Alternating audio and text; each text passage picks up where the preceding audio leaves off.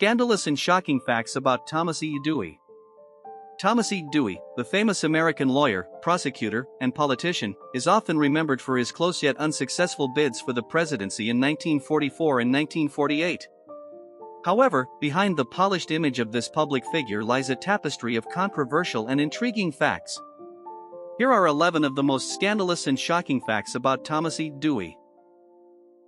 Fact number 1. The infamous Dewey defeats Truman headline. The Dewey defeats Truman headline is one of the most memorable blunders in journalistic history. Published by the Chicago Daily Tribune on November 3, 1948, this headline prematurely announced Thomas E. Dewey's victory over incumbent Harry S. Truman. This error stemmed from early press deadlines and poll-based predictions favoring Dewey, who was widely expected to win. Truman's unexpected comeback and the actual vote count led to the iconic image of him gleefully holding up the erroneous headline. Dewey, who had been so confident of victory that he began planning his transition, was profoundly embarrassed by the incident, which overshadowed much of his subsequent political legacy. Number 2. Early ambition and sudden demise. Thomas E. Dewey displayed formidable intellect and ambition from a young age. Born in Owasso, Michigan, in 1902, he excelled in his studies and participated in numerous extracurricular activities, showcasing his leadership skills early on. Dewey graduated from the University of Michigan and later from Columbia Law School, where his focus and determination were evident to his peers and professors alike. Dewey's personal life was marked by a stable and supportive marriage to Frances Hutt, with whom he had 2 sons. His home life provided a strong foundation that enabled him to pursue his vigorous public career. Tragically, Dewey's life was cut short when he died suddenly of a heart attack while on vacation in Florida in 1971, at the age of 68. His unexpected death marked the end of a prominent career in public service, leaving a legacy that combined legal prowess with political acumen. Number 3. The mysterious death of James Joseph Hines. James Joseph Hines, a prominent Tammany Hall figure, was convicted by Dewey for corruption in 1939, marking a high point in Dewey's campaign against political corruption. Hines died in 1957 under circumstances that were never fully explained, sparking rumors and conspiracy theories about possible foul play. Some speculated that his death was orchestrated to keep him from divulging damaging information about political figures, including possibly Dewey. Although these theories never gained concrete evidence, the secretive nature of Hines's death continued to fuel speculation and discussion about the depth and reach of Dewey's anti-corruption efforts. Number 4. The Gangbuster. During the 1930s, Thomas E. Dewey famously targeted the underworld as a New York district attorney, earning him the nickname the Gangbuster. His most notable case was the prosecution of Charles Lucky Luciano in 1936, which not only led to Luciano's conviction but also significantly disrupted organized crime operations in New York.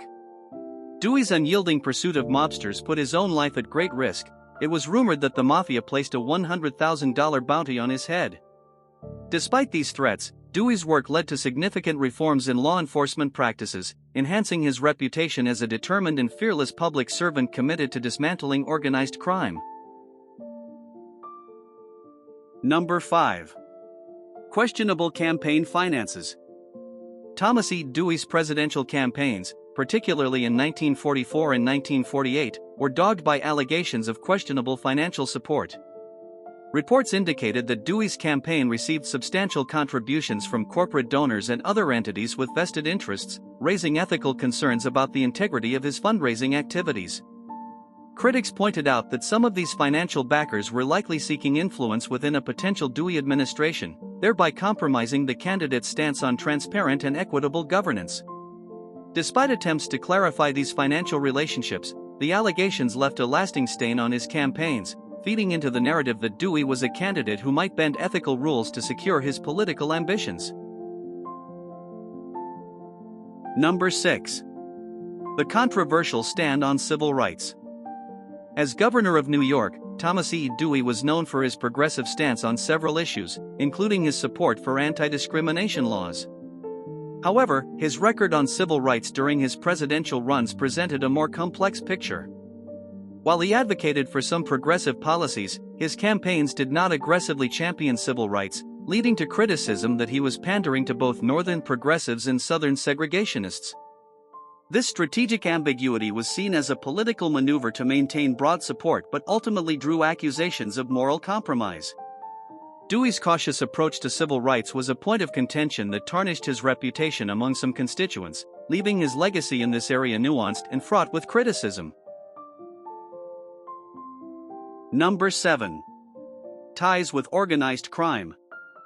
As New York's prosecutor, Dewey's aggressive stance against organized crime made him both a celebrated figure and a target of controversy.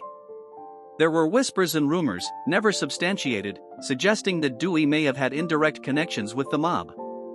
Critics speculated that his prosecutions might have been selectively targeting certain mob figures while potentially shielding others. These allegations were fueled by Dewey's high-profile interactions and legal battles with major crime figures like Lucky Luciano. Though these rumors cast a shadow over his reputation, they never dented his public persona as a relentless crime fighter. Number 8. A secret deal with Eisenhower? At the 1948 Republican National Convention, there were persistent rumors of a secret agreement between Thomas E. Dewey and Dwight D. Eisenhower. According to these rumors, Eisenhower, who was then serving as president of Columbia University and enjoying significant public admiration as a World War II hero, had allegedly agreed not to run for the presidency, thereby clearing the way for Dewey's nomination. This supposed backroom deal was never publicly confirmed and remains speculative. However, it underscored the often opaque and strategic machinations within American political party dynamics, particularly in how presidential candidates secured their nominations. The rumor, if true, would illustrate the lengths to which Dewey might have gone to secure his political ambitions, further complicating his image as a straightforward, law-and-order politician. Number 9. A controversial pardon. In one of the most debated decisions of his tenure as governor of New York, Thomas E. Dewey pardoned notorious mobster Charles Lucky Luciano in 1946. The pardon allowed Luciano, who had been serving a 30 to 50-year sentence for compulsory prostitution, to be deported to Italy. The official justification for this decision was Luciano's alleged cooperation with the U.S. Navy during World War II, purportedly helping to secure the New York waterfront from Axis sabotage and assisting in Allied invasions of Sicily. Critics, however, speculated that the pardon was the result of complex backroom dealings and political pressure, rather than a straightforward reward for wartime services. Some argued that this decision was influenced by Luciano's connections and potential leverage within both the criminal underworld and certain political circles. Number 10. The missed assassination. Thomas E. Dewey's aggressive pursuit of organized crime during his time as a New York prosecutor almost cost him his life in 1937.